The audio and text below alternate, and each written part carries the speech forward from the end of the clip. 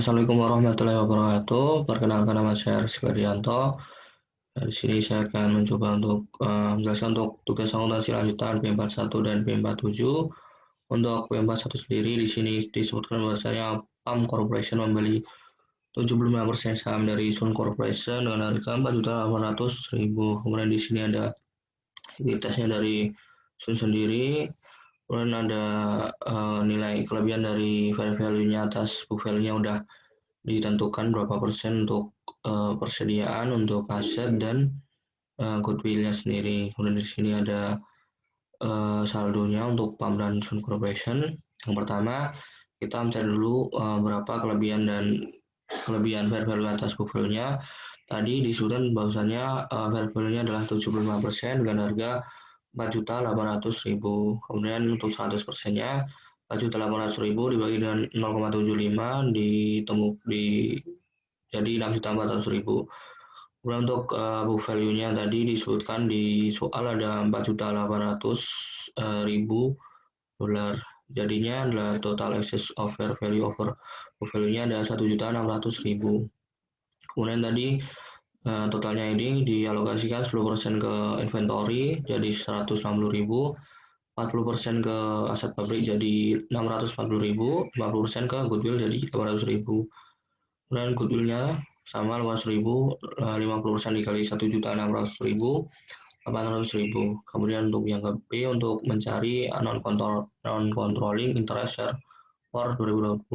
Berarti net income-nya sendiri sales kurangi expense. Tadi di soal ada 2.000 dikurangi dengan 1.200 jadinya 800.000, kemudian dikurangi amortisasi excess plan asset untuk 1 tahun jadi 640.000 dikurangi 640 dibagi 8 jadinya 80.000.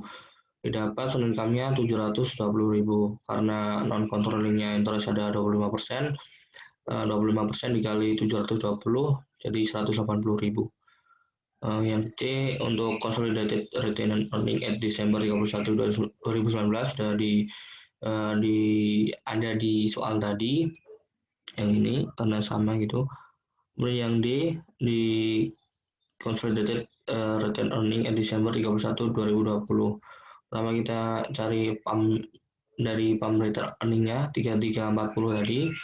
Kemudian ditambah dengan net income-nya dari PAM, sales dikurangi expense, 8.000 kurangi 637, hasilnya 1.630.000, ditambah dari income from sale-nya 540.000, jadinya ada 2.170.000. Kemudian dikurangi dividen yang dibagikan ada 1 juta, hasilnya ada 4.510.000 dolar.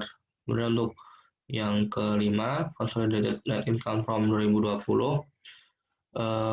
consolidated sales-nya ditambah jadi 10 juta, kemudian untuk consolidated expense-nya juga ditambah, terus ini tadi ada plan asset-nya 80.000, jadi 7.650.000. Di sini kemudian totalnya jadi 2.350.000 dikurangi tadi, kemudian dikurangi dengan non controlling dari 25%-nya tadi di atas 180.000.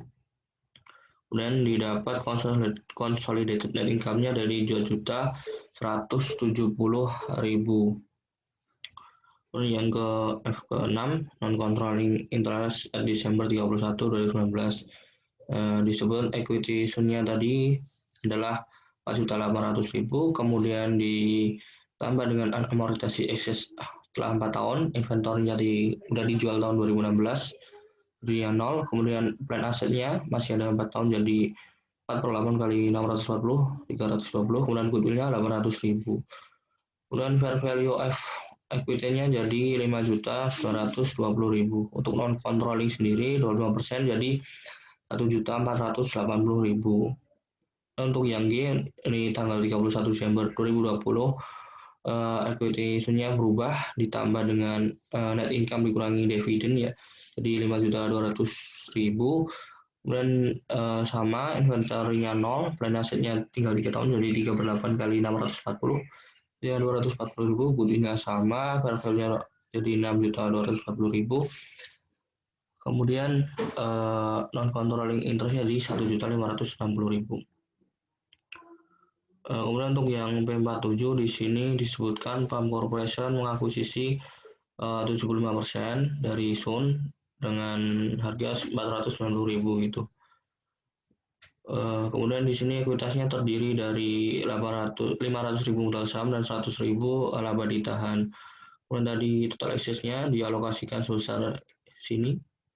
Kemudian di sini ada nilai manfaat dari tadi setelah dialokasikan. Ini ada transaksi antar PAM dan Sun juga. Nah, di sini ada tabelnya tadi di tabelnya. Dan yang utama kita hitung dulu berapa kelebihan antara fair value dan fair value dan book value-nya. Fair value tadi 70% dengan harga 490.000. Kemudian untuk 100.000-nya 490.000 dibagi dengan 0,7. Jadi 700.000 kemudian dikurangi dengan book value-nya tadi yang 500.000 modal saham ditambah dengan laba ditanya 100.000 jadinya 600.000. Kemudian dapat bahwasanya ada excess fair value over book value-nya $100.000. Dan dialokasikan tadi udah disebutkan di soal untuk inventory 5.000, untuk building 14.000, untuk equipment-nya 21.000 dan goodwill 60.000.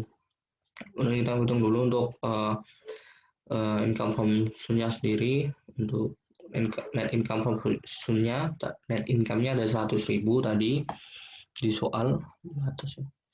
Terus dikurangi dengan under value inventory-nya tadi udah dijual semua, jadinya 5.000. Untuk depresiasi 1 tahun 14.000 bagi 7 2.000. Kemudian depresiasi 21.000 dibagi dengan 3 7.000. Kemudian didapat income from-nya 86.000. Ini untuk controlling sama non controllingnya 60.200 sama 5.800. Kemudian untuk mengeliminasi di sini ada income from-nya 60.200. Untuk debit dan kredit ada dividen 70% dikali dengan 50 jadi 35.000. Kemudian investment insurnya jadi turun dari 25.200. Untuk mengeliminasi untuk ambil stoknya tadi untuk Sun sendiri 500.000 dan return earning-nya adalah baditanya 100.000. Untuk unamortized excess-nya 100.000. Kemudian investment insurnya juga dieliminasi jadi 490.000. Non controlling interest-nya 0,3 kali 700 jadi 210.000. Dan tadi untuk inventory yang dijual jadi 5.000. Ini untuk menghapus unamortized excess-nya. Tadi inventory sudah dihapus jadi 5.000. Kemudian building-nya 14.000, equipment-nya 21.000, goodwill-nya 60.000. Kemudian dihapus 100.000. Dan ada depresiasi selama 1 tahun untuk building dan equipment-nya 2.000 sama 7.000. Di sini ada untuk non controlling interest-nya 25.800 dan dividennya di kredit 0,3 kali 50 ini 15.000. Kemudian non controlling interest-nya jadi 10.800. Untuk transaksi antara PAM dan Sun tadi untuk account payable sama account receivable-nya ini di debit account payable debit 10.000, account receivable-nya 10.000. Kemudian tadi ada dividen payable untuk Sun sendiri dari anak karena 70% dari 0,7 dikali 20.000 jadinya 14.000. Untuk dividen receivable-nya 14.000. Di sini ada untuk kertas income statement-nya tadi ditambah di sini, terus income from-nya sudah dihapus tadi jadi 0. Kemudian cost of sales ada COGS tadi 5.000 jadi 750.000.